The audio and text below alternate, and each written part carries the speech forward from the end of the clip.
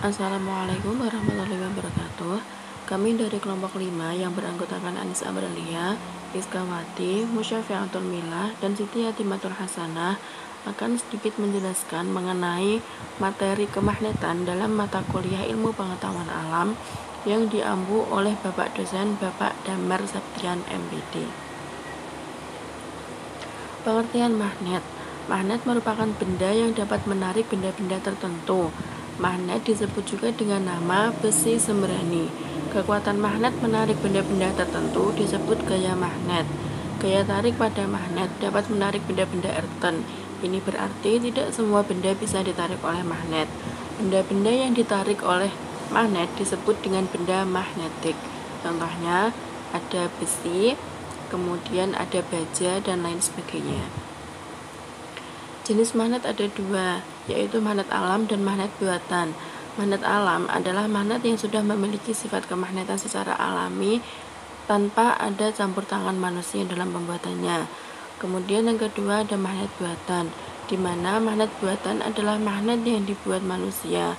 Magnet dibuat dari bahan-bahan magnetik kuat seperti besi dan baja. Bentuk-bentuk magnet diantaranya ada magnet jarum, magnet batang, magnet ladam atau tapal kuda, dan magnet silinder. Sifat magnet yang pertama, setiap magnet mempunyai garis gaya di sekeliling magnet yang disebut dengan medan magnet.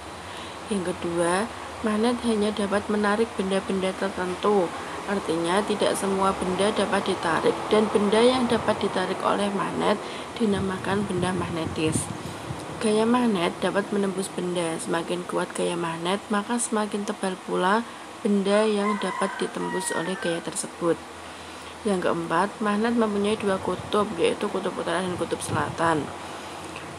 Apabila kutub yang sejenis didekatkan satu sama lain, maka mereka akan saling tolak-menolak. Namun apabila kutub yang berbeda didekatkan satu sama lain, maka mereka akan saling tarik-menarik. Selanjutnya adalah teori kemagnetan.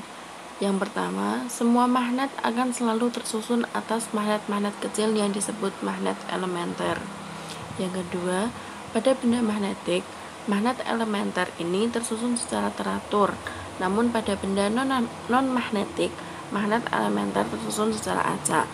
Yang ketiga, bahan magnetik yang bukan magnet dapat diubah menjadi magnet dengan prinsip membuat magnet elementer menjadi teratur. Yang keempat, bahan magnetik lunak lebih mudah dijadikan magnet karena lebih mudah untuk menyusun magnet elementer menjadi teratur. Apabila sebuah magnet dipotong, maka masing-masing potongan tetap memiliki kutub utara dan kutub selatan. Benda berdasarkan kemagnetannya, yaitu ada benda magnetik dan benda non-magnetik. Seperti yang sudah saya jelaskan sebelumnya, bahwa benda magnetik adalah benda yang dapat ditarik kuat oleh magnet. Contohnya besi, baja, nikel, dan sebagainya.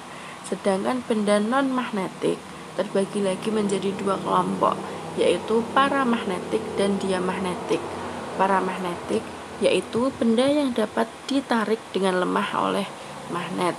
Contohnya aluminium, tembaga, dan platina. Kemudian magnet diamagnetik yaitu benda menolak magnet atau sama sekali benda tidak dapat ditarik oleh magnet. Contohnya emas, seng, dan merkuri. Kemudian cara pembuatan magnet. Cara pembuatan magnet ada 3 cara, yaitu dengan cara induksi, dengan cara dialiri dengan aliran listrik, dan dengan cara menggosok. Dengan cara induksi yaitu sebuah besi atau baja yang bukan magnet akan menjadi magnet jika didekatkan dengan besi atau baja yang bersifat magnet. Kemudian dengan cara menggosok, yaitu magnet dapat dibuat dengan cara menggosokkan sebuah kutub magnet kepada sebatang besi atau baja secara berulang secara terarah atau searah. Besi dan magnet akan menjadi magnet, sedangkan magnet aslinya akan kehilangan sifat aslinya. Kemudian dengan aliran listrik, contohnya sebuah paku akan menjadi magnet dengan cara dialirkan arus listrik melalui kabel yang dililitkan.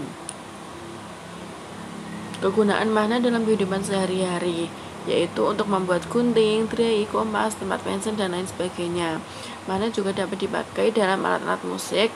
Pada mesin dik terdapat magnet yang berfungsi untuk memindahkan besi tua dan lembaran-lembaran besi. Kemudian pada ujung gunting untuk memudahkan mengambil jarum jahit. Kemudian pada bel listrik digunakan untuk pemukul lonceng. Papan catur agar tidak mudah terguling, kompas petunjuk arah utara dan selatan, dan alat pengangkut benda-benda dari besi. Sekian yang dapat kami sampaikan, kurang lebihnya mohon maaf. Wassalamualaikum warahmatullahi wabarakatuh.